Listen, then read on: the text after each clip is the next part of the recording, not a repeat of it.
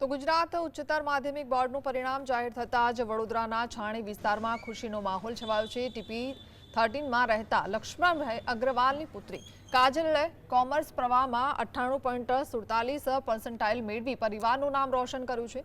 એક સામાન્ય provision store ચલાવી પરિવારનું ગુજરાન ચલાવતા લક્ષ્મણભાઈ માટે આ ગર્વની ક્ષણ છે। કાજલ માત્ર ભણવામાં જ હોશિયાર નથી, પરંતુ તે અભ્યાસમાંથી સમય કાઢી પિતાની દુકાને કરિયાણું વેચવા મદદ પણ કરે છે। કાજલ જણાવે છે કે તે દિવસના 4 કલાક મહેનત કરતી અને શાળાના શિક્ષણ પર વધુ ભાર આપતી હતી। વડાપ્રધાન નરેન્દ્ર મોદીને પોતાના આદર્શ માનતી કાજલ હવે સીએ બની દેશની સેવા કરવા માંગે છે। બેટી બચાવો બેટી પઢાઓના સૂત્રને સાર્થક કરતી કાજલની આ સફળતા અન્ય દીકરીઓ માટે પ્રેરણારૂપ બની છે।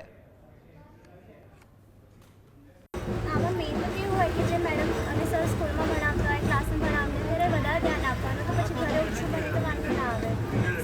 હું સવારે થોડુંક વાંચતી હતી, પછી ટ્યુશન જવાનું અને પછી મારા મમ્મી પપ્પાને દુકાનમાં સાંજે થોડી મદદ કરાવવાનું અને પછી રાત્રે થોડું ભણતી હતી। મેં વધારે રાતના સારું ભણવાનું મને લાગતું હતું, એટલે હું રાતના વધારે ભણતી। મારે સીએ બનવું છે। A1 ગ્રેડ જોઈને મને બહુ જ ખુશી થઈ રહી હતી। અમારી દીકરીની આટલી મહેનત સફળ થઈ ગઈ, અમને ખુશીની વાત છે। એ દિવસ દરમિયાન 4 થી 5 કલાક તો ટ્યુશન અને સ્કૂલ પછી વધારાનું કરતી હતી અને જ્યારે એક્ઝામ હોય ત્યારે રાત્રે 3 વાગ્યા સુધી બેસીને પણ ભણતી હતી।